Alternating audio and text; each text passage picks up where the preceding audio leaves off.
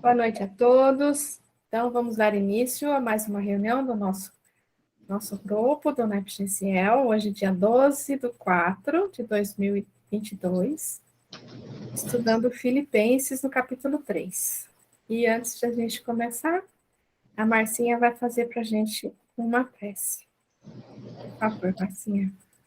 Então, vamos serenando, elevando os nossos pensamentos a Deus Pai, agradecendo essa bendita oportunidade de aqui estarmos reunidos, com saúde, e podermos, Pai, aprender, estudar um pouco mais sobre o seu Evangelho, para que possamos interiorizar esses ensinamentos cada dia mais e podermos evoluir, seguindo os seus ensinamentos, para que no dia do nosso retorno à pátria espiritual, possamos fazê-lo, Pai, com a certeza que aproveitamos a oportunidade que nos foi dada nesta reencarnação, de conhecermos o seu Evangelho com mais profundidade e o Espiritismo, e sabemos que a vida continua do outro lado.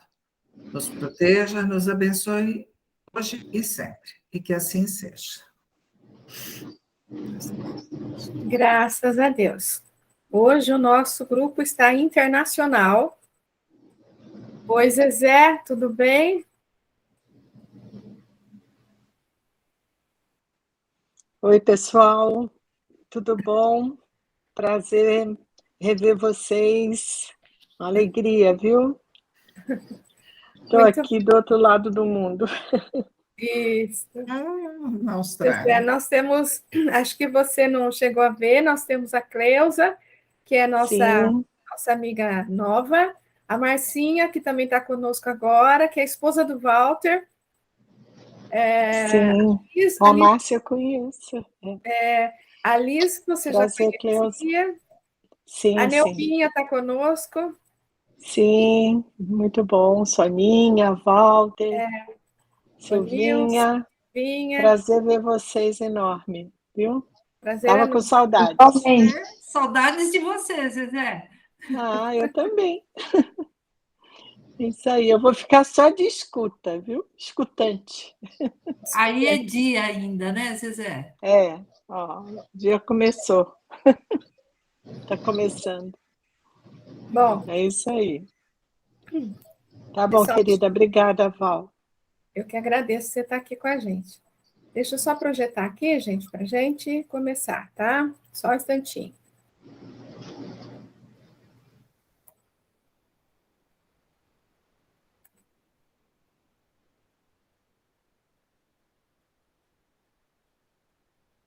Pronto.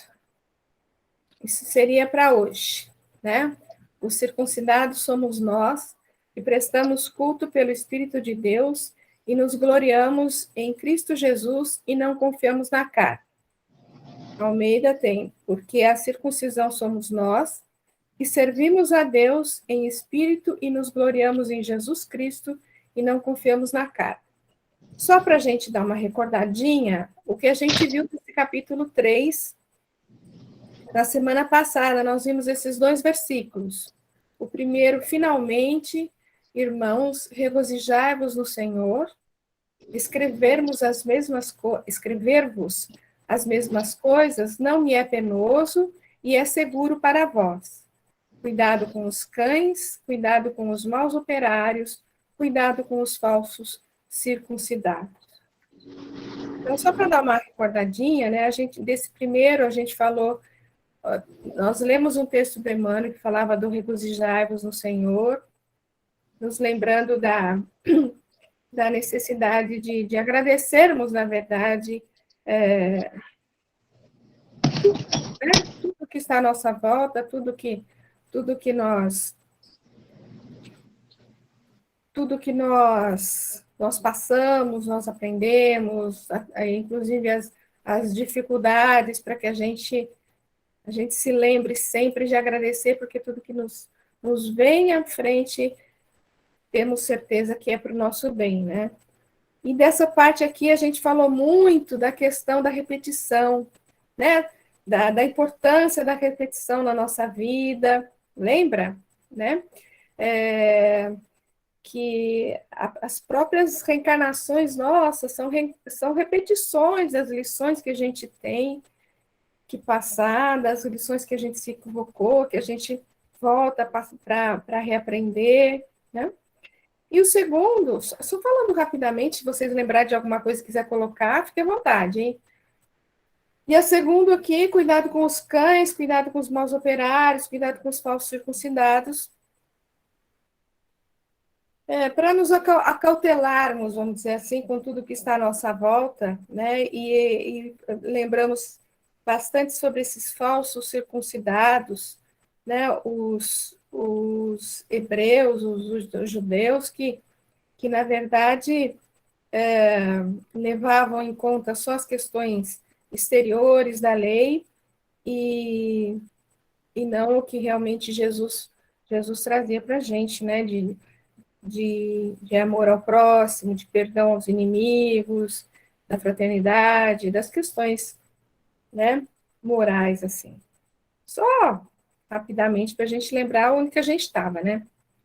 E agora vem esse aqui, ele falou ali que, né, cuidado com os falsos circuncidados, e agora ele fala, os circuncidados somos nós, que prestamos culto pelo Espírito de Deus e nos gloriamos em Cristo Jesus e não confiamos na carne. E aí, gente? Quem gostaria de fazer algum comentário aí?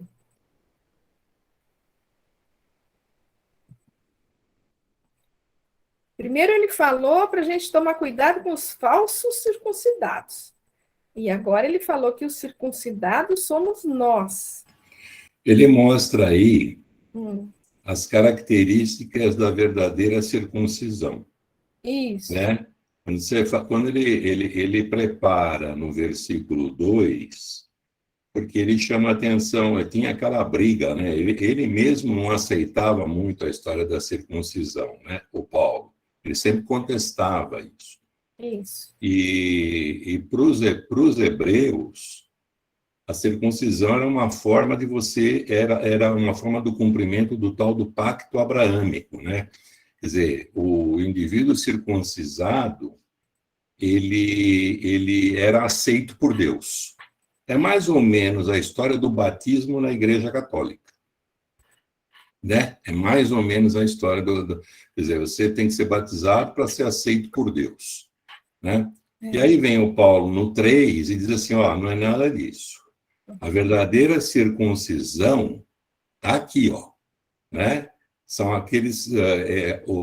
ganha a circuncisão aquele que presta culto ao Espírito de Deus, aquele que glorifica Jesus Cristo.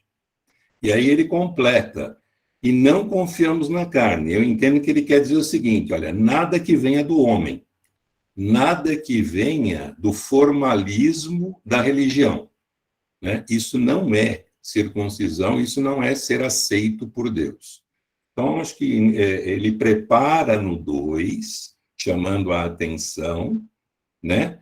E aí no 3, ele mostra o que ele entende por ser o verdadeiro circuncidado, né? Muito bom, Walter, excelente, né? A verdadeira, o circuncidado, né, real que ele fala, não é o da carne, na verdade, não é aquele que prestou aquele culto exterior, né? Mas é aquele que se volta a todas as questões morais que Jesus estava trazendo, né? E que eles estavam à procura de cumprir, digamos assim, né? E o não confiamos na carne, a gente tem que pensar aí também, acredito que essa questão da carne, se eu não me engano, depois a gente vai ver um texto do Emmanuel que fala isso, né? Não só na questão da circuncisão em si, né? Mas em todas as questões, a carne aí como representando a vida material, né? Todas as questões da vida material, todas as não só a questão da circuncisão, né? Não é porque você foi lá ao 8º dia e foi circuncidado, que você pode ser, levar a salvação, como eles falavam, ou ser considerado um judeu, ou ser considerado um cristão, sei lá, né? Mas é todo um processo, toda uma trajetória que é traçada, levando em conta todas as questões da matéria, deixando de lado, entre aspas, né? Porque a gente está na Terra, a gente precisa da carne, de todas as questões materiais que estão à nossa volta para a gente poder estar aqui, né? Mas, para dar mais importância, vamos dizer assim, às questões espirituais, não esquecer de dar importância às questões espirituais, e não só às questões do trabalho do dia a dia, da roupa, da aparência, etc., né? Alguém mais?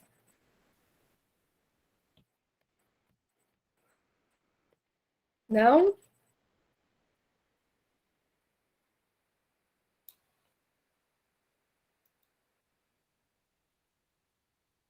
Liz, pode falar. Então, eu acho que aqui, quando ele fala, né, os circuncidados, né, o que era circuncisão, não é? Era, para eles, né, era justamente algo que purificava, né? Isso. Era como se fosse uma purificação. Então, aqui ele diz que os circuncidados, né, então aqueles que vão ser purificados, somos nós, ou seja, somos todos nós que prestamos culto ao Espírito de Deus. Então, aqui eu tenho a impressão que ele tá definindo como circuncisão a circuncisão feita do coração e não da carne, porque justamente ele está vamos dizer, a limpeza, é o aperfeiçoamento.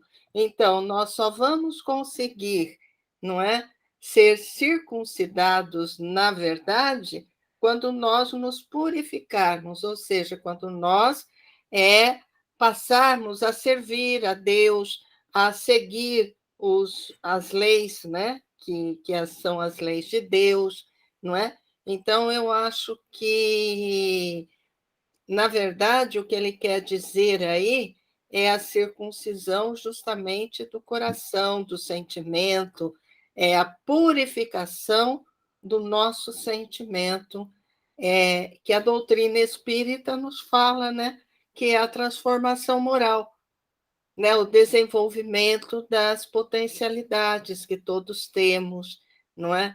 É o despertar da nossa consciência, né? Diante dos objetivos que nós temos. Então, o Espiritismo ele é claro nisso, em mostrar quais são os nossos objetivos, tá certo? E Paulo está falando da mesma forma, numa linguagem obviamente diferente, porque era a linguagem da época, não é? E Jesus ele sempre se referia à circuncisão, não é? Mas não na questão da matéria, mas na questão do espírito, que todos somos. Então, eu tenho a impressão que ele te define assim, né?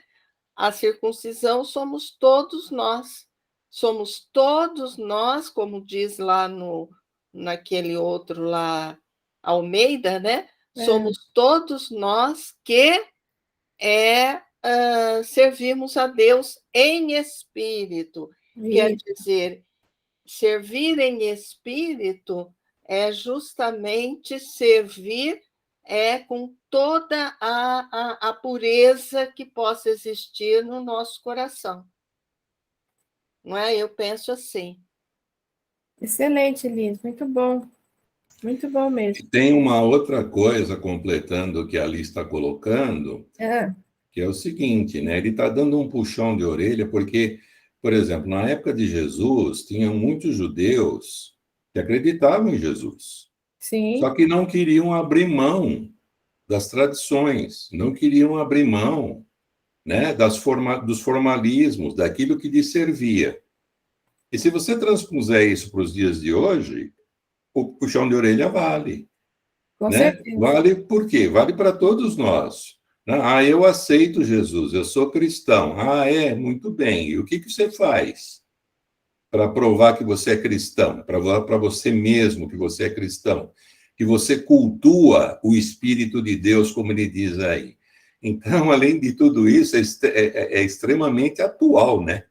Sim. O que ele está colocando. Vale, e que é exatamente o que a Alice colocou, detalhou. Né? Isso serve também para a gente, né? Para nossa, como é que se diz? Para a nossa tarefa de mudança, de renovação, de reforma. E tem aquela passagem, né, de Jesus, lá que está lá no Evangelho, que diz: não basta você dizer Senhor, Senhor, e por conta disso você ganha o reino de Deus, né? Não é, você tem que trabalhar para isso, e para trabalhar isso, você tem que buscar a sua modificação espiritual, né? O seu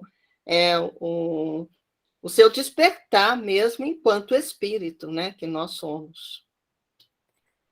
Muito bom, né? Essa Wilson? parte que fala, servimos a Deus em espírito, me lembrou lá em João, na passagem da mulher samaritana, em que Jesus vai falar para ela, né, que os verdadeiros adoradores são aqueles que adoram Deus, o Pai, em espírito e verdade, e não só naquela ritualística dos templos frios de mármore. Então aqui deve ser também essa puxão de orelha que está fazendo, de que não basta a ritualística da circuncisão, né, do jejum e tal, se a gente não, de fato, não está adorando o Pai como ele verdadeiramente deve ser adorado, ou seja, do nosso íntimo, na transformação interna, nas mudança de paradigmas, né, de comportamentos. Então, eu me lembrei por esse motivo aí, né, essa questão. Muito bom, né? Muito bom mesmo. Seja bem-vinda, Rosmarie. Você está sem som, querida. Acho que ela não me ouviu. Você está sem som.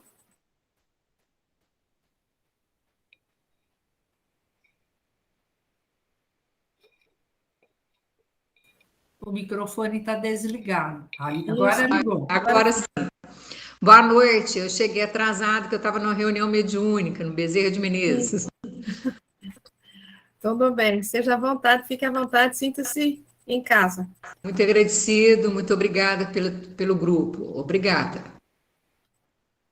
Muito bem, gente.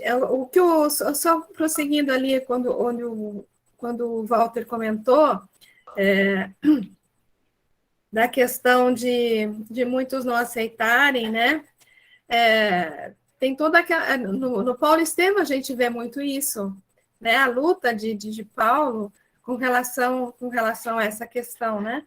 E até aquela reunião fatídica lá com Pedro, né? Que Pedro estava se voltando, na verdade, para isso que o Walter comentou, né? Nós vamos ser cristãos, mas a gente vai ter que continuar cumprindo aquelas questões todas, né? E aquela reunião meio divisor de águas, vamos dizer assim, né? Que ele chama a atenção de Pedro ali, né? E Pedro tem uma postura maravilhosa, porque se ele não tivesse aquela postura, talvez tivesse uma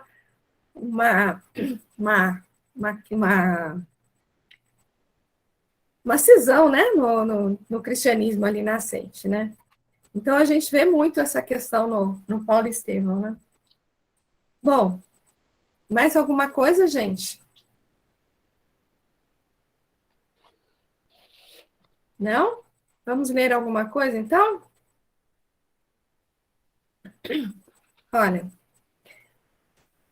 no Pão Nosso, o capítulo 82, Emmanuel traz em espírito. Mas, se pelo espírito mortificardes as obras da carne, vivereis. Um versículo de Romanos, né?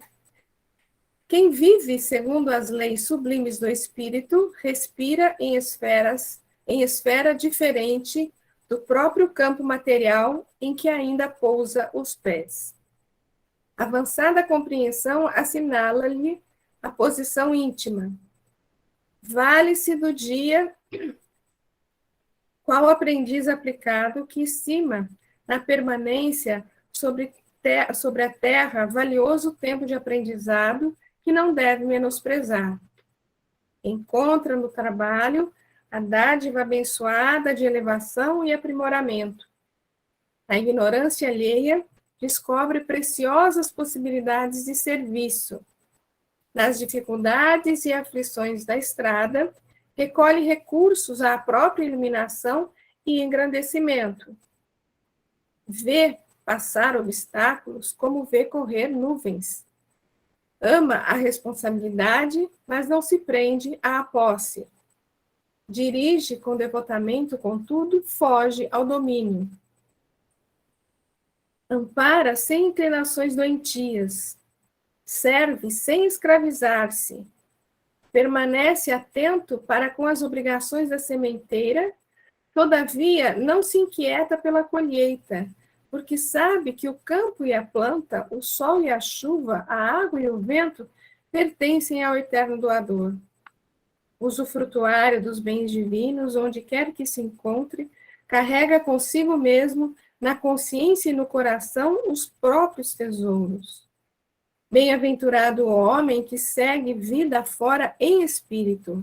Para ele, a morte aflitiva não é mais que alvorada de novo dia, sublime transformação e alegre despertar.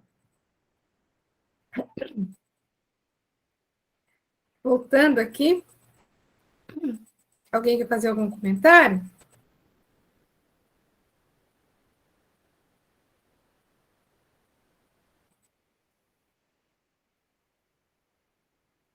Gente, acho que eu fiz alguma coisa errada aqui. Espera aí. Tá certo agora. Ah, sim, tá certo, é. Olha lá, agora tá certo. Tá certo. Então ele fala da questão das obras da carne, em detrimento das obras do espírito, né? Então, quem vive segundo as leis sublimes do espírito, sim, respira numa esfera diferente, a gente pode dizer que é um circuncidado, como diz Paulo, né? E aí ele coloca diversas condições onde a gente pode trabalhar essa questão da mortificação das obras da carne, né? Que você padece, vamos dizer assim, a influência da carne, mas que você tem que sobressair, tem que colocar acima as questões espirituais, né? Então, ele fala do trabalho, ele fala da ignorância alheia, que descobre preciosas possibilidades de serviço. Quer dizer, com a ignorância alheia, que pode ser simplesmente uma fala equivocada, pode ser um ato de violência, pode ser qualquer coisa que vá contra a moral, não é isso? Ali está uma preciosa possibilidade de serviço, uma possibilidade imensa, né, preciosa, como ele diz aqui, de você trabalhar ali com aquele irmãozinho que apresentou isso daqui, né, ou orientar, ou mostrar outra face, ou seja, tem as várias receitas que a gente encontra onde? A gente encontra sempre no Evangelho, né? Nas dificuldades e aflições da estrada, recolhe recursos à própria iluminação e engrandecimento. Quando a gente falou do regozijai-vos, né, na semana passada, isso aqui está dentro daquilo lá, né? Em todas as dificuldades que a gente tem, nas aflições que a gente encontra pelo nosso caminho, sempre a gente tem que pensar, fazer a limonada do limão, né? Como é que é aquele ditado, não é isso? Né? Sempre observar o lado positivo daquilo que te ocorre e sempre buscar qual a iluminação, ou qual a lição, ou qual a advertência que aquela aflição está te fornecendo, né? Porque, às vezes, o fato de você ter uma dor, vamos dizer assim, a dor o que é? A gente até comentou na segunda-feira, né? A dor, o que que é? Senão um alerta de que algo não está assim completamente certinho. Alguma coisa está errada. E se está doendo, você tem que tomar alguma providência para aquilo. Não é isso? Então, você só procura o médico quando você sente alguma dor, sente alguma coisa equivocada ali no seu organismo. Não é isso? Então, a aflição, a dor, ela às vezes vem para te alertar que alguma coisa está fazendo com que você se desvie do caminho. Não é isso?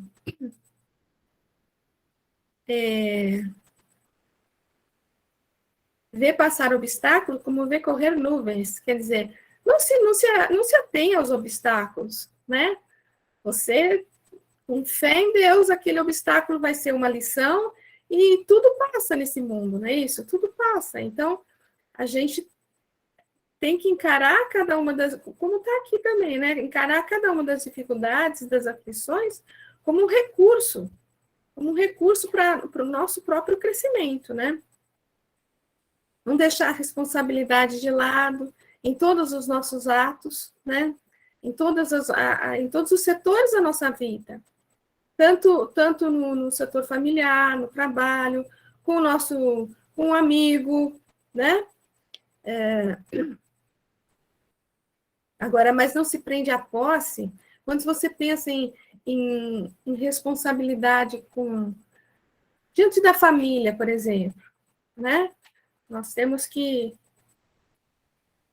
A gente desenvolve sempre aquele amor, aquela afeição pela pessoa da família, mas a gente tem que lembrar que ela não é nossa, né? Não se prenda à posse. Também com relação às pessoas, né? E aí vai, gente. Ninguém quer comentar alguma coisa? Estão muito quietinhos hoje, hein? Esse texto fala muito de equilíbrio, né, Val? Sim. Quer dizer, nem para um lado, nem para o outro. Então, por exemplo, esses itens que você leu agora, né? Ama, mas não se prenda à posse. Dirige com devotamento, mas foge ao domínio. Isso. Ampara sem inclinação doentia. Olha, esse serve sem escravizar. Quer dizer, é a correta medida, né? Caminho do meio, né, Walter? Que faz com que a gente tenha equilíbrio. Agora, a gente só tem equilíbrio se, como ele diz lá no começo, a gente agir com o espírito, né? É o caminho do equilíbrio. Mas se a gente agir de forma diferente, a gente vai se inclinar muito ou para um lado ou para o outro, que pela lição aí não é bom, né? Com certeza. Mais alguém? Eu acho que ele mostra aqui, né, aquilo que nós aprendemos, né? Que a matéria, ela nos traz, não é? A vida corpórea, né? Ela nos traz oportunidades valiosas para nós vivermos em espírito, não é? Isso. Porque, na verdade, o verdadeiro sentido de estarmos aqui nesta existência é justamente o nosso aprimoramento. O aprimoramento do quê? Do espírito, porque somos um espírito que temos um corpo. Não somos um corpo que temos um espírito, não é? Então, nós somos espírito. Então, a Terra, a condição corpórea, ela é cheia de oportunidades valiosas para vivermos segundo as leis de Deus. Não é? Que ele fala logo lá no primeiro item, né? Viver sobre as leis divinas. Quem vive segundo as leis do Espírito respira em esfera diferente do próprio campo material em que ainda pousa os pés.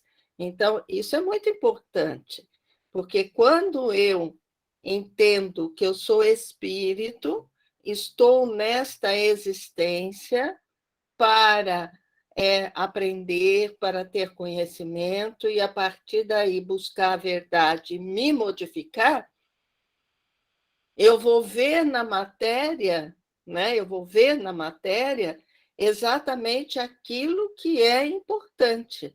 Então, eu vou tirar dessa existência corpórea aquilo que é importante e não vou correr atrás das ilusões que a matéria pode nos oferecer. Então, se eu vivo segundo as leis sublimes de Deus, embora eu ainda esteja, porque é importante isso, né? Porque nós estamos aqui na Terra e isso nos traz a condição ainda de espíritos imperfeitos. Somos espíritos imperfeitos ainda. Não podemos dizer que somos espíritos já que alcançamos a perfeição. Somos espíritos imperfeitos. Então, quando eu tenho essa consciência, eu passo a buscar essas leis de Deus e passo a me esforçar em viver segundo estas leis. Por isso que ele vem dizendo tudo aquilo que é preciso a gente fazer. Vale-se do dia qual aprendiz aplicado. Nós temos que entender os dias que se seguem, né, que se sucedem, nós temos que nos colocar como aprendiz. Nós estamos aprendendo, não é? Justamente aquilo que é importante. Estamos descobrindo a verdade. Eu acho que isso é importante a gente saber, que é justamente buscar a nossa purificação, que é a circuncisão lá do Paulo, não é? Buscar o trabalho. O que é o trabalho? Trabalho é toda ocupação útil.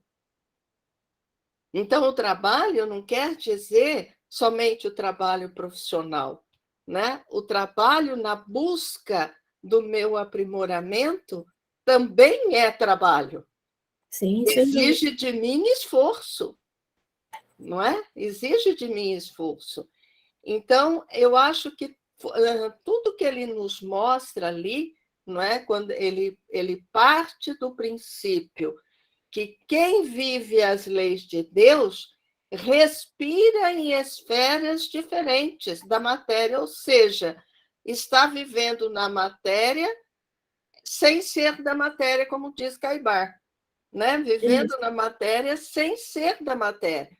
Vive a matéria, a existência corpórea, porque ainda precisamos, porque ainda somos criaturas imperfeitas, que precisa ser lapidado melhor, e nós só vamos conseguir isso a partir desses passos todos que ele coloca. Muito bom, Miss. É viver no mundo sem ser do mundo, né? Como diz.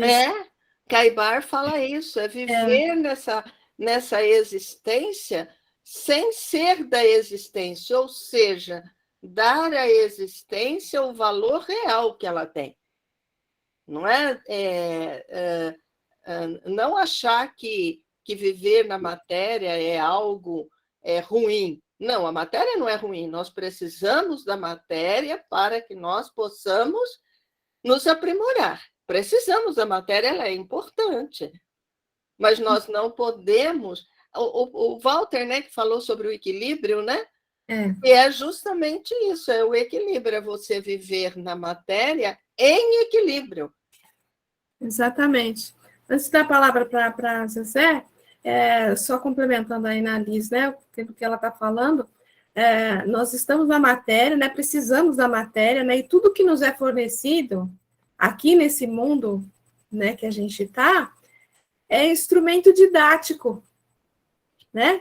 É instrumento didático que Deus nos concede para que a gente, fazendo uso desses instrumentos, né, a maneira como a gente fizer uso desses instrumentos, né, para a gente buscar o nosso equilíbrio, o nosso aprimoramento, realmente, né?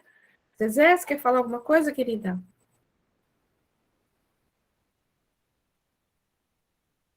Você está sem som. Eu pus a imagem em vez do som. Eu estou no celular, ainda fica meio complicado para mim. Então, só acrescentando aí, que foi muito bem falado, né? É a questão do tempo.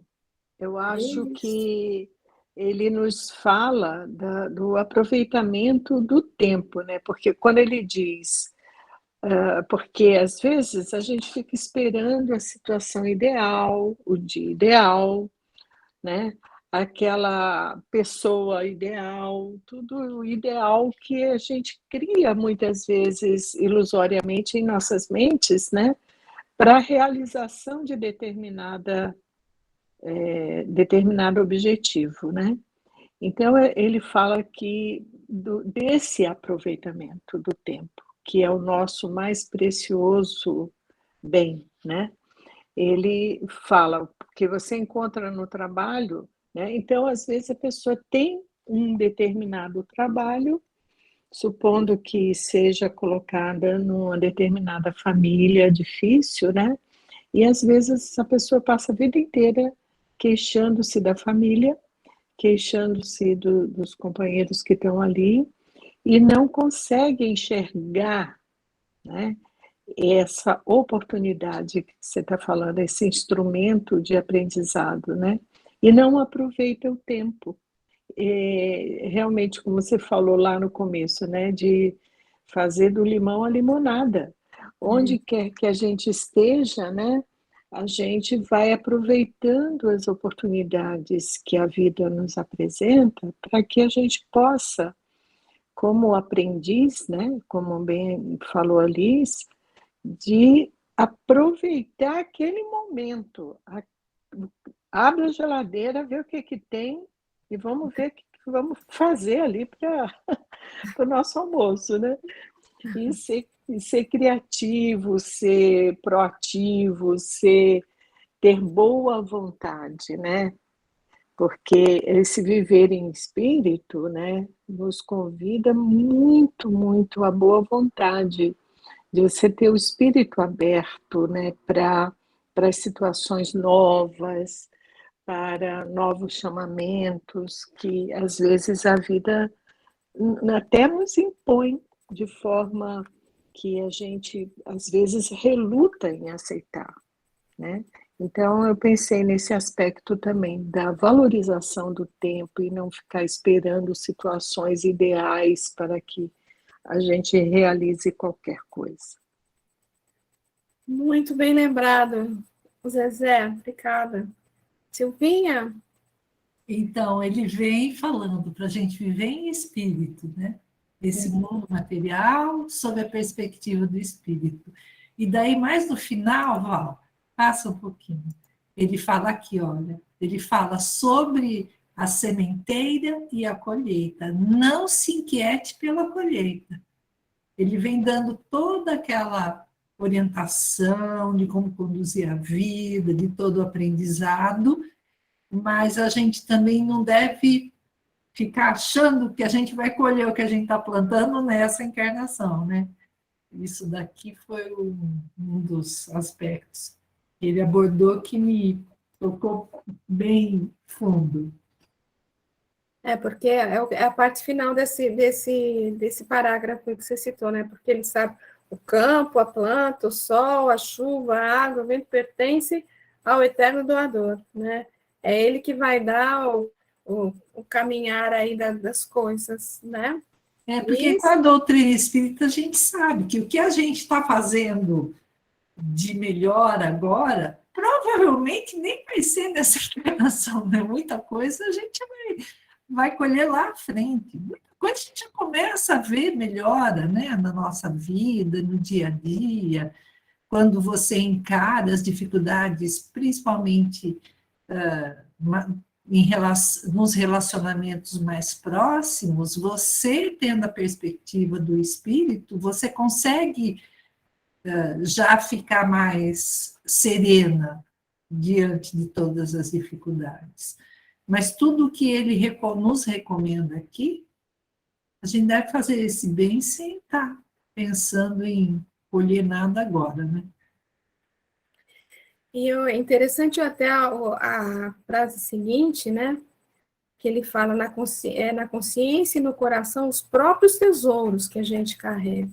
Quer dizer, somos capacitados, né, temos o DNA divino, como é falado sempre, né?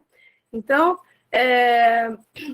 nós somos capacitados porque nós somos criação dele, né? Nós temos o DNA dele. E então, a gente tem que ter a fé, a certeza, né, de que vamos conseguir sim, e que temos os pré-requisitos necessários, que é só a gente acessá-los, né, dentro do nosso coração, da nossa consciência, né, nós temos todos os pré-requisitos necessários para vencer. Vai depender de nós mesmos, né? Liz, quer completar?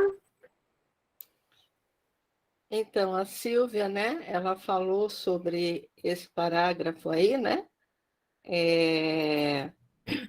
de permanecer atento com as obrigações da sementeira e não se inquietar pela colheita, né? Uhum. Eu também penso não só na situação interior, né, a própria, mas em relação ao outro, né? Porque, veja, ele vem dizendo, ama a responsabilidade, mas não se prende à posse. Dirige com devotamento, contudo foge ao domínio. Ampara sem inclinações doentias, não é? Então, todos nós podemos ser aquele semeador, né? Todos nós podemos, mas nós não podemos exigir, não é, a colheita, porque o próprio Cristo não exigiu a colheita, né? O próprio Cristo, ele semeou e espera brotar, né? Porque a semente ela vai brotar no momento certo, na condição certa, não é, de cada um de nós, não é, de cada. Então, eu acrescentaria mais isso, não só esperar a colheita minha, né? Querer que eu estou fazendo bem, eu acho que eu estou fazendo e eu já quero, né, alguma coisa, mas também em relação ao outro, né? Porque diz para eu ficar atenta às obrigações da sementeira. Olha só, todos nós somos obrigados a semear. Todos nós estamos, vamos dizer assim, uma vez que nós somos usufrutuários dos bens divinos, uma das condições é nós semearmos, mas ao semearmos, não esperarmos que o outro faça a colheita da forma como nós queremos que seja feito, né? Muito bem lembrado, Liz. Inclusive, você me fez lembrar o primeiro versículo desse capítulo, né? Que ele fala das repetições, né? Ele fala das repetições e a gente falou muito da questão da necessidade das repetições, sim, tanto para o nosso aprimoramento como o aprimoramento de todos, né? Ele fala que não é penoso para ele repetir, mas é uma segurança para quem estiver lendo ali a carta dele, né? Vendo ali, né? Então, realmente, muito bem lembrado. A nossa obrigação é semear, mas essa colheita não é nossa, vamos dizer assim, não temos que esperar, né? Ela criar a expectativa, né, Val? Pois é, a colheita é do outro. É do outro. Eu semeio, a colheita é do outro, a colheita não é minha. Eu vou colher né? A minha, o que me é de dever, mas a colheita é do outro. E a gente, quando fala em colheita própria, né? Na verdade, quando a gente está colhendo algumas sementes, eu estou colhendo as sementes, por exemplo, que o Paulo plantou, que Kardec plantou, fruto, que o Chico plantou, né? E nós estamos aqui colhendo todas essas sementes, né? Vem do nosso do nosso interior aqui, como trabalhar com essa sementeira toda que nos foi fornecida, né? Boa noite, Nilson. Vai com Deus, querido. A Cleusa quer falar alguma coisa, Cleusa? É sobre a semeadura, né, que foi dito. O que me vem na cabeça aqui é que, na realidade, todos nós semeamos. Agora, o problema é a qualidade da semente que a gente está semeando. Também, maravilha.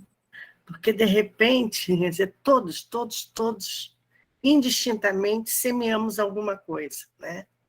Agora, o cuidado com a boa semente, o cuidado com o carinho, né, que essa semente precisa ser plantada, isso vai depender das nossas opções, das nossas escolhas, do quanto nós estamos aí levando, em que direção nós estamos levando a nossa vida. Então, é uma coisa assim muito séria, eu acho, né? Porque a gente está sempre em contato, a gente está sempre junto com pessoas, Isso. via de regra. E ter esse cuidado, né? Ter esse cuidado com aquilo que a gente está plantando, com aquilo que a gente está semeando, eu acho que é uma responsabilidade muito grande.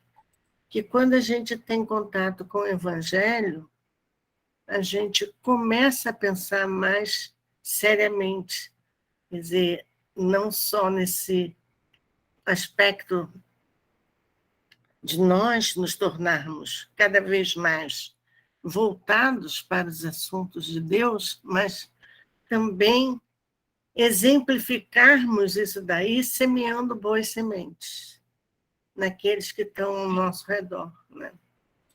Muito bem lembrado, Cleusa. Muito bem lembrado, porque quando a gente fala em sementeira, não é só, por exemplo, aqui, vamos fazer uma palestra, né? Então, estou jogando aqui algumas sementes, né?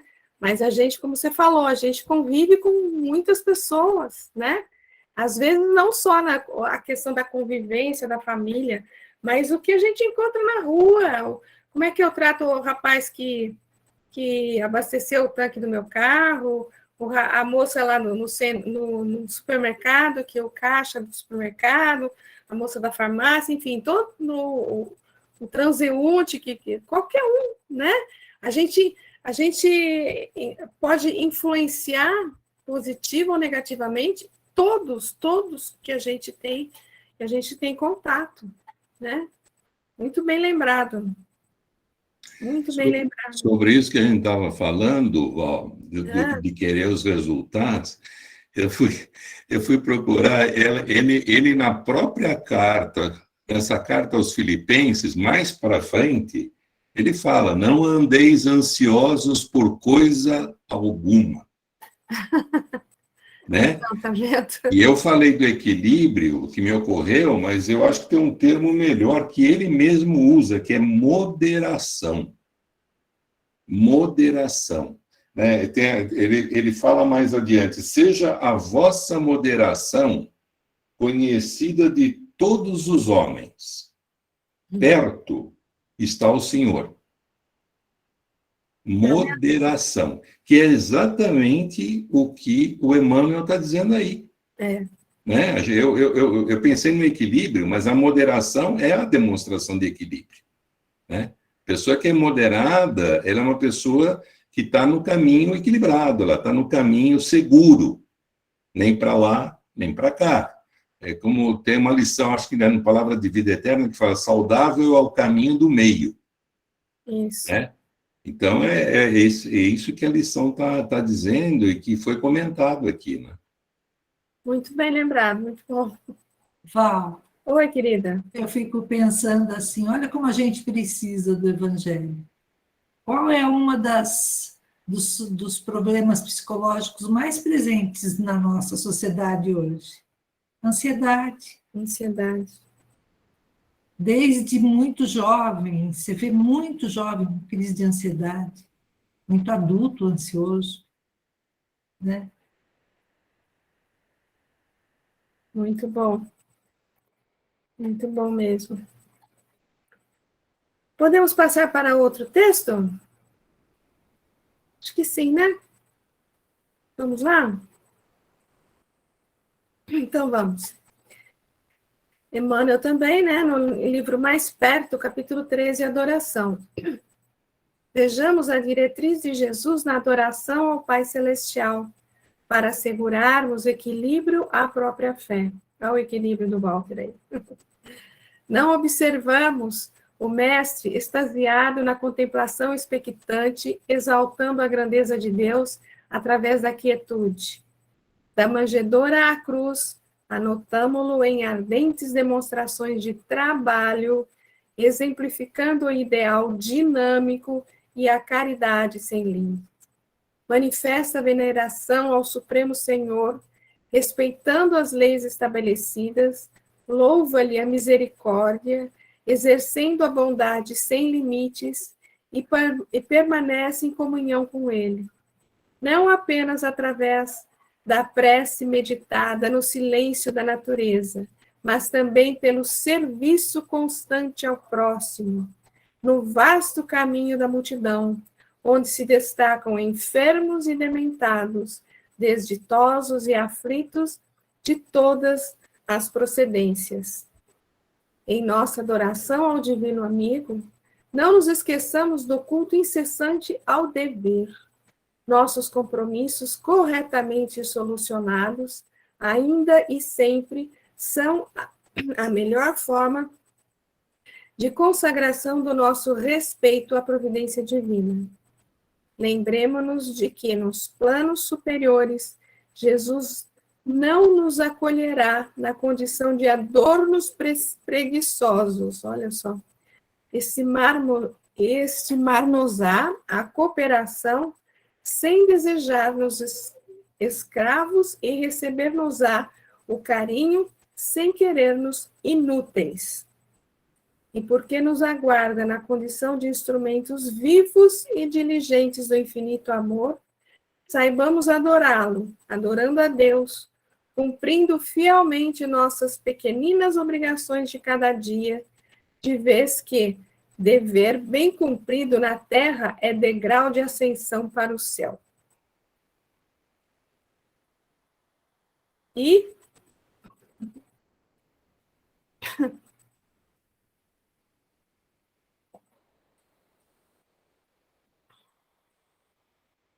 mais ou menos a gente já comentou essa questão do trabalho, né, do servir, né, em relação a outro texto também do Emmanuel, né?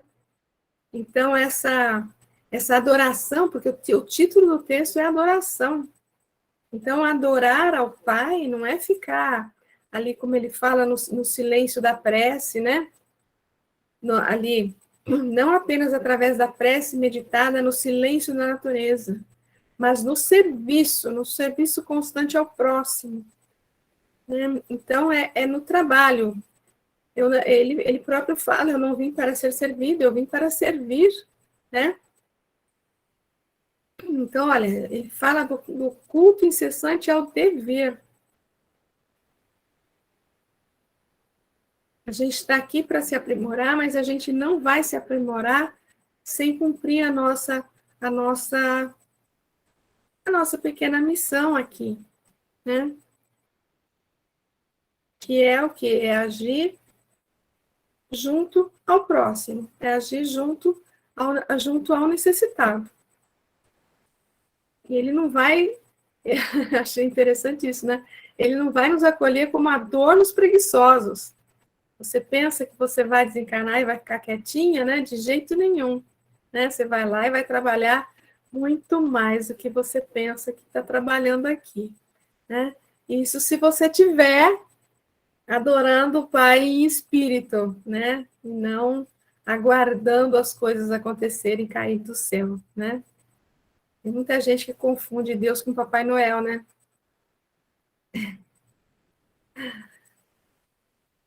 E aí, gente, alguns comentários? Pode falar, Cleusa.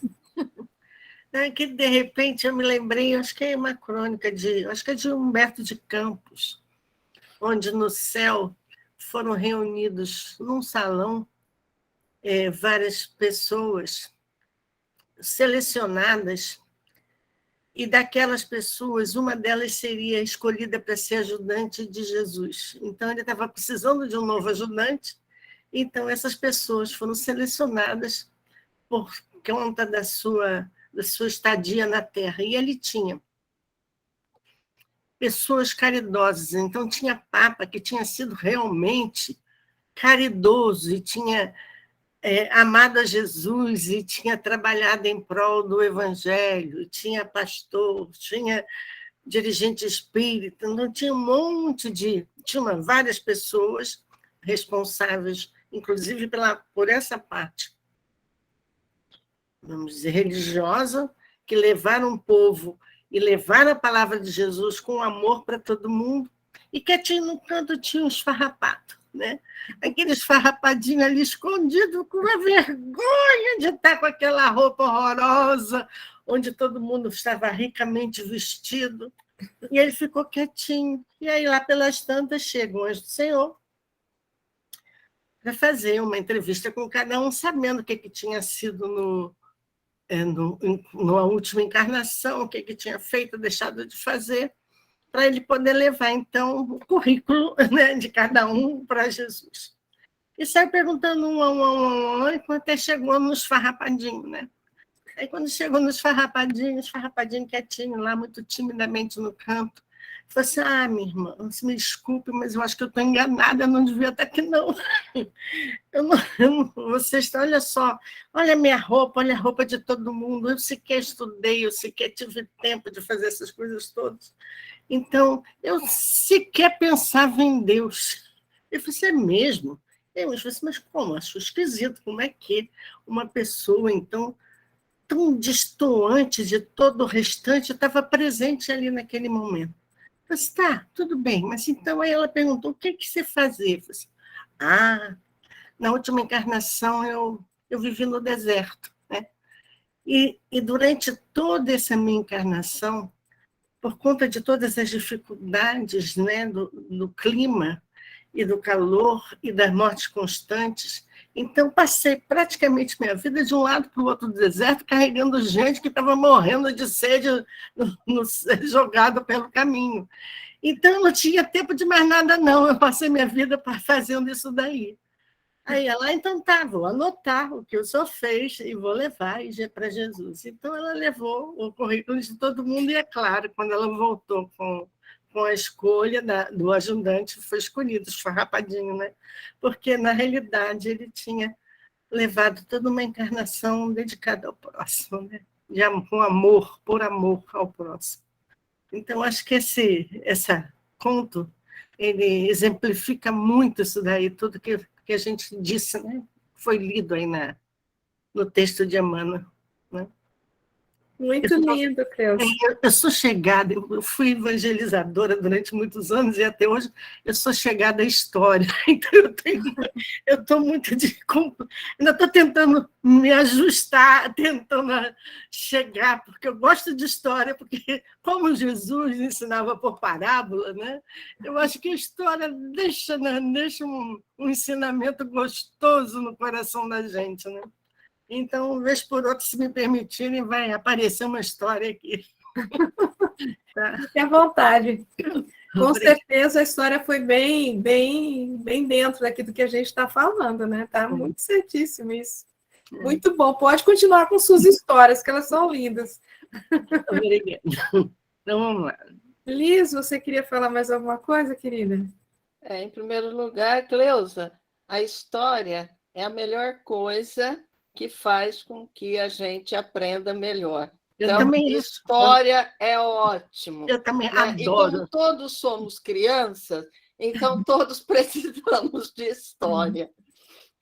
Mas eu salientaria aqui aquela condição que está lá logo no início, se você voltar um pouquinho, né? Vejamos a diretriz de Jesus na adoração ao Pai, para assegurar-nos equilíbrio à própria fé. Então, se Jesus é o nosso guia, o nosso modelo, então ele já está partindo, né, do princípio de nós observarmos Jesus. Como é que ele fazia? qual era o procedimento dele? Quais eram os passos que ele adotava? Né? E aí ele fala, olha, da manjedoura à cruz, anotamo-lo em ardentes demonstrações de trabalho, exemplificando o ideal dinâmico e a caridade sem lindes. Então, quer dizer, Jesus, ele trabalhou, e ele mesmo diz que o Pai trabalha até hoje, né? Então, o trabalho tem que estar, na verdade, na nossa vida. E aí a gente pergunta, mas o que o trabalho tem a ver com a adoração? Tudo, né? Porque é o trabalho de nós nos identificarmos com Jesus, não é? É nós realmente buscarmos nos aproximar, não é, deste Jesus, deste Pai, né, amoroso. Então, aqui eu acho que ele nos traz também essa questão de nós observarmos Jesus, e aí vem de encontro a tudo aquilo que nós já falamos, né? No texto anterior, no texto de Paulo, não é? Então, ele vem bem assim, mostrando para nós, Emmanuel, né? Que Jesus é o nosso guia, Jesus é o nosso modelo. Então, que nós possamos ver nele, observar nele o caminho que ele seguia e seguirmos esse caminho. Muito bem lembrado. Você me fez lembrar que há uma passagem que acho que está em Mateus, sei lá, não me lembro agora, mas que ele fala, né, que todo aquele que acolher um pequenino, que der um copo de água, será a mim que estará oferecendo, né? Ou seja, você vai oferecer a Jesus o quê? O que você faz ao próximo, né? É o que você... Que é o que a Cleusa veio contando na história do deserto. Ele não ficava lá, né, pensando em Deus, pensando nisso, fazendo oração, mas o trabalho dele era uma oração. Exatamente. Ele estava sempre ligado, né, a Jesus, ao Pai. Maravilhoso, né? Muito legal mesmo. Alguém mais?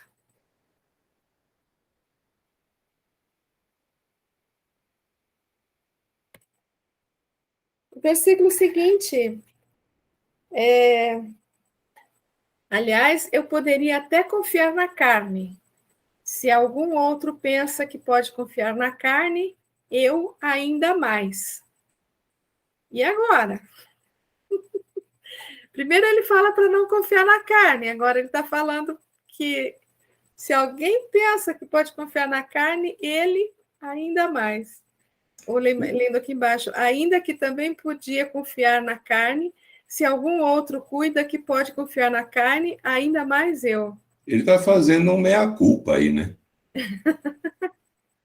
Não está? Tá. Pela história dele, né? Tá fazendo meia-culpa, porque na sequência, eu vou até voltar lá no começo, aqui, ó, porque na sequência, olha aqui, eu ainda mais, é o 4 aqui, né? Aí, porque ele vai falar da situação dele, ó, circuncidado ao 8º dia, da raça de Israel, da tribo de Benjamim, hebreu, filho de hebreus, quanto à lei, fariseu, quanto ao zelo, perseguidor da igreja, quanto à justiça que há na lei, irrepreensível.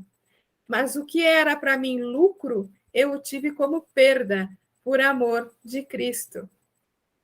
Mais ainda, tudo eu considero perda por excelência ao conhecimento de Cristo Jesus, meu Senhor. Por ele eu perdi tudo e tudo tenho como esterco para ganhar a Cristo. Mas vamos voltar lá.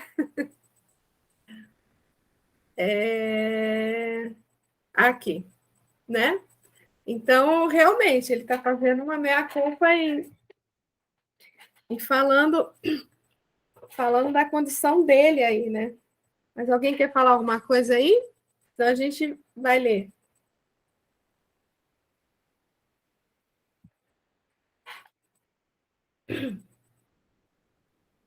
Vamos ler aqui, vai. Que é a carne? Se vivemos em espírito, andemos também em espírito. O próprio Paulo em Gálatas. Quase sempre, quando se fala de espiritualidade, apresentam-se muitas pessoas que se queixam das exigências da carne. É verdade que os apóstolos, muitas vezes, falaram de concupiscências da carne, de seus criminosos impulsos e nocivos desejos. Nós mesmos, frequentemente, sentimos-nos na necessidade de aproveitar o símbolo para tornar mais acessíveis as lições do Evangelho. O próprio mestre figurou que o espírito, como elemento divino, é forte, mas que a carne, como expressão humana, é fraca. Entretanto, o que é a carne? Cada personalidade espiritual tem o seu corpo fluídico e ainda não percebestes, porventura, que a carne é um composto de fluidos condensados? Naturalmente, esses fluidos, em se reunindo, obedecerão aos imperativos da existência terrestre, no que designais por lei de hereditariedade. Mas esse conjunto é passivo e não determina por si. Podemos figurá-lo como casa terrestre, dentro da qual o espírito é dirigente. Habitação esta que tomará as características boas ou más de seu possuidor. Quando falamos em pecados da carne, podemos traduzir a expressão por faltas devidas à condição inferior do homem espiritual sobre o planeta. Os desejos aviltantes, os impulsos deprimentes, a ingratidão, a má-fé, o traço do traidor nunca foram da carne.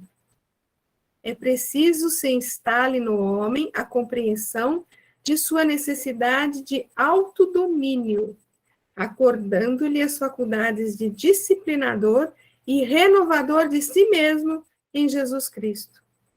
Um dos maiores absurdos de alguns discípulos é atribuir ao conjunto de células passivas que servem ao homem a paternidade dos crimes e desvios da terra, quando sabemos que tudo procede do Espírito. Essa última frase parece que ele resumiu tudo, né? Parece que ele resumiu tudo. A carne não deixa de ser, como a gente falou anteriormente aí, mais um instrumento. Você vai sair, Liz. Boa noite. Vai com Deus, querida. A carne não deixa de ser aí, como a gente comentou um pouquinho antes, mais um dos instrumentos didáticos que a gente recebe, né? E como trabalhar com ela. Agora, a carne não é só carne, né? Como ele fala aqui, ó, os desejos aviltantes, os impulsos deprimentes, a ingratidão, a má-fé, o traço do traidor, nunca foram da carne, né? Todas as nossas atitudes, vamos dizer assim, né? Vinculadas à matéria, não é que é coisa da matéria, é coisa do espírito, que domina, que administra, vamos dizer assim, esse conjunto de coisas daí, né? O Walter parece que está querendo falar. A prova é que sobre o mesmo fato, sobre a mesma coisa, há quem proceda para o bem e há quem proceda para o mal. E a coisa é exatamente a mesma. Exatamente. Né? E essa cacetadinha que ele dá no final, ele adora fazer isso, né? Ele faz o discurso e depois deixa a cacetada para o final. E é exatamente o que ele fez aí, né? É chamando a atenção para aquela velha história da gente assumir a responsabilidade por aquilo que nos acontece versus nos tornarmos vítimas, nos fazermos de vítima e transferirmos a responsabilidade para as coisas ou para outrem, né? Que é exatamente o que ele está dizendo aí, meu filho. O corpo, né, é bom. A matéria existe para o bem, ela não existe para o mal. Sim. Quem desvirtua é você. Pela tua ignorância, pela tua teimosia, é isso, né? É isso que ele está falando. Então, não venha chorar aqui, dar uma de vítima, porque você não é vítima, não. Você é responsável, né? Você tem que olhar para o próprio umbigo e não ficar olhando para quem está do teu lado aqui. Então, acho que é um pouco por aí mesmo.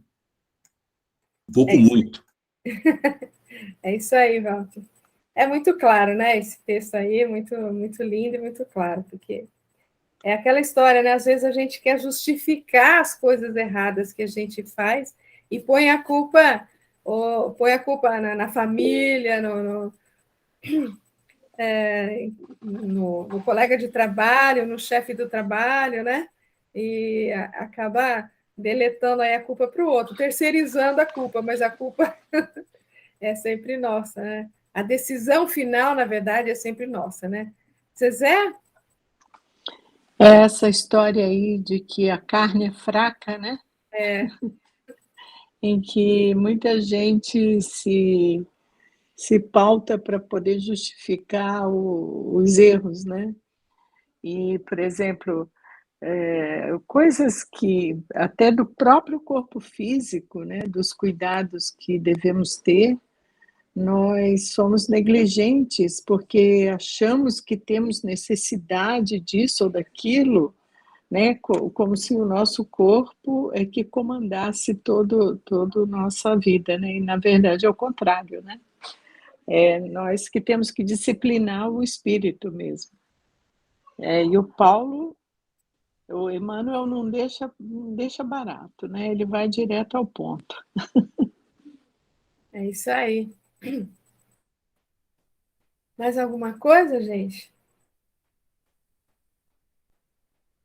Nós temos um texto aqui, na sequência, deixa eu ver. Não sei se dá tempo de ler, talvez dê tempo de ler, vai.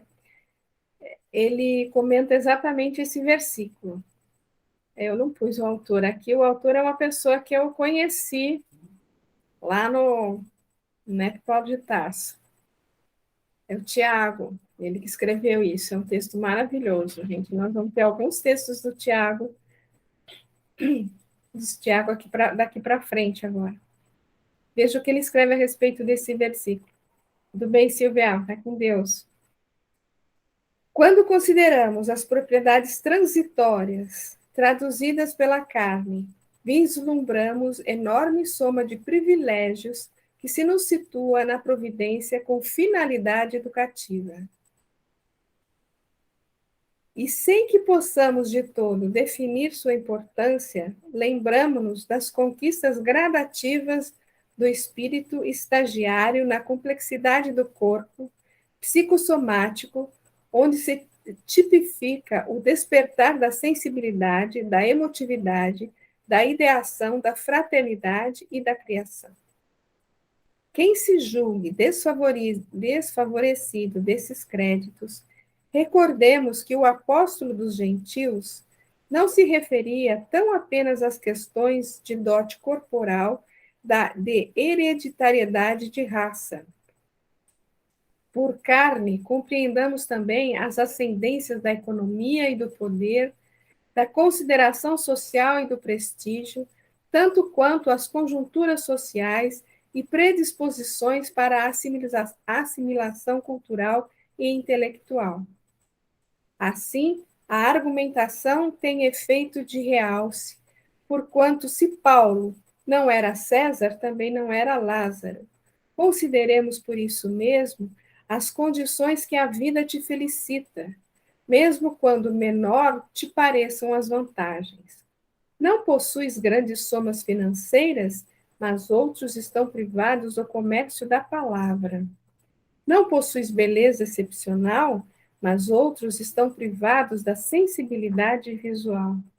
Não possuis erudição e cultura, mas há quem encontre, mundo afora, completo abandono e desprezo. E ainda que te encontres indigente e mudo, disforme e cego, descultivado e desprezado, és mais valioso que muitos passarinhos que ainda carecem de muitas experiências para o voo desafiador que se inicia na humanidade. Em toda parte a providência confia, a ambiência nos chama ao trabalho e a carne define instrumento. Todavia, se nos apegarmos a um instrumento que, em definitivo, não nos pertence, ficamos na posição do operário que se utiliza de ferramentas quebradiças, pelo que não encontra soluções aos problemas essenciais que traduzem seu destino. Aprendamos, pois, a bem utilizar a carne, se a ela estamos confiados, mas saibamos prescindir igualmente das vantagens que lhe digam respeito, pois estamos certificados de que, se a providência fornece, ela também retira, através da vida e da morte.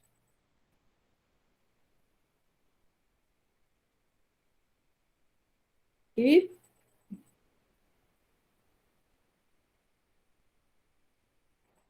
sem palavras?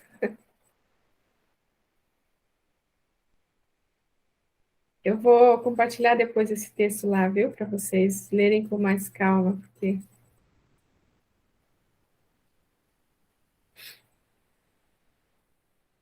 Qual é o sobrenome do Tiago? Não sei. Só conheço como Tiago. Não conheço, não sei.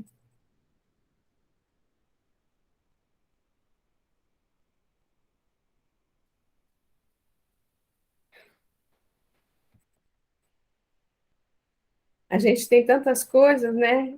E a gente reclama, mas outros têm muito menos que nós, né? E como talvez aquele esfarrapadinho lá, que a Cleusa comentou, não reclama como a gente, né? Não possui grandes somas financeiras, mas outros estão privados do comércio da palavra. Outros não sabem, estão, né, em situações físicas tão complicadas, né? Não possuem a beleza excepcional, mas outros estão privados da sensibilidade visual. Não possuem erudição e cultura, mas há quem encontre mundo afora completo abandono e desprezo. A gente tem tanto e a gente está sempre reclamando. Pode falar, Zezé. Me lembrei muito do Ranieri falando no Papo de Nep, né, Val? Sem dúvida. Ficou assim, né, bem gravado. Aquilo que sobra na sua casa está faltando para alguém, né?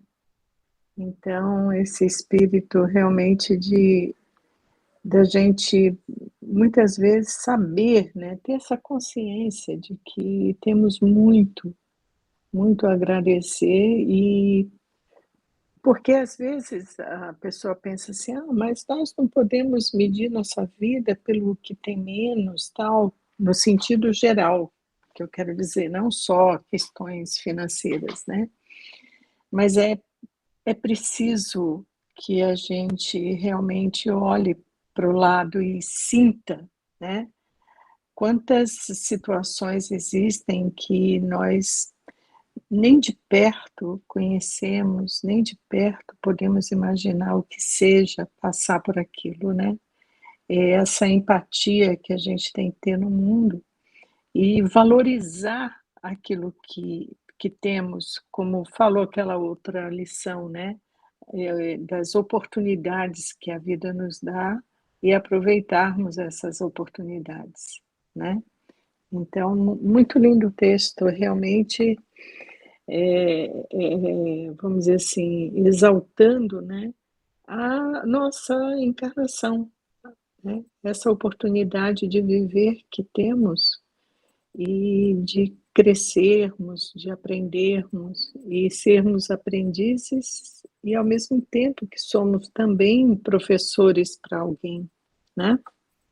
Achei muito bonito. O texto é lindo. Pode falar, Cleusa? Essa eu me lembrei de Chico, né? Que quando ele estava meio desarmonizado, então Emmanuel pedia para ele fazer visita àquela comunidade bem carente, né? Então, para ele entrar em contato com aquela dificuldade, porque quando a gente entra em contato com a dificuldade do outro, a gente percebe o quanto a gente é abençoado, né? O quanto a gente é, o quanto a gente tem e não se dá conta. Então, eu me lembrei dele, quer dizer, isso é Chico, né? Quer dizer, ele também se desarmonizava, né? Vez por outra, ele também, porque também recebia muito assédio, muitos golpes rudes até de pessoas que tratavam mal. E como a gente é humano, a gente sofre, né? A gente fica triste, né? E quando ele se desarmonizava, era para lá que ele ia aurir a energia necessária para poder se reequilibrar. Que a gente passa a ter a real dimensão, né, de todas as bênçãos que a gente detém, né, na nossa existência. É isso. Muito bem lembrada, Cleusa, muito bom mesmo. Viu, Val? Oi. Me chama a atenção duas coisas aqui, né? Primeiro, eu já falei aqui, eu não canso de falar e falo sempre que eu tenho oportunidade. As visitas fraternas que a gente fez uma época na Santa Casa de Valinhos, né? A Márcia está aí, você mesmo, a Val, nós participamos desse projeto. Não teve um dia que eu não saí de lá dando graças a tudo que eu tenho, a tudo que eu sou, né? Porque a gente escutava cada história, presenciava cada situação ali dentro, que aquilo, em vez de ajudar, talvez a gente realmente ajudasse um pouco, mas nós éramos muito mais ajudados do que ajudávamos, porque não teve um dia dessas visitas que a gente não saísse de lá impactado pelo que a gente ouvia e pelo grau de sofrimento. Eu até comentava com a Márcia, às vezes, falava, a gente não sabe o que é sofrer, a gente não sabe o que é sofrimento, não temos a dimensão do que é sofrimento, do que é dor, né? E quando você presencia essas coisas, aquilo é uma coisa assim, é um soco na boca do estômago, né? Você fica um tempo realizando aquilo, você recebe o impacto e ainda fica aquilo um tempo trabalhando em você para dizer, olha, né? Quanto você tem na mão? E isso decorre de uma outra coisa. Nós passamos muitas vezes parte da nossa vida reclamando aquilo que nós não somos e ainda não temos. E deixamos de agradecer aquilo que nós já somos e aquilo que nós já temos. Né? Quer dizer, a gente ouve isso direto, quer dizer, a forma de você conquistar novas coisas a você é ser grato pelo que você já é e pelo que você já tem, pelo aquilo que já te foi dado, né? Porque senão você não dá o passo seguinte. Você fica olhando para trás, olhando para trás, olhando para trás, pensando no que você não conquistou, né? E não naquilo que você já tem e o que você pode realizar com aquilo que você tem. É um pouco aquela história, te convida para fazer uma caridade. Não, eu ainda não tenho condição, né? Eu ainda não tenho tempo, eu ainda não tenho recurso. Se a caridade te foi pedida, para um pouco para refletir, né? E não pensa naquilo que você não tem, mas pensa como você pode usar aquilo que você tem para poder ajudar da melhor maneira possível, né? Então, esse texto que você leu e esses comentários foram feitos aqui, eu acho que mostram muito isso, né? E essa experiência eu me lembrei porque a Cleusa falou do Emmanuel, que falava para o Chico, vai lá, está doendo, vai lá, né? Está sofrendo, está difícil, vai lá. E eu me lembrei dessa história da Santa Casa, por isso que eu fiz questão de contar outra vez. Muito bem lembrado, Walter, muito bem lembrado. Alguém quer colocar mais alguma coisa, gente? Senão a gente vai encerrar por hoje. Foi muito bom. É muito bom mesmo. Quem gostaria de fazer uma prece para a gente terminar? Rapidinho, só um agradecimento.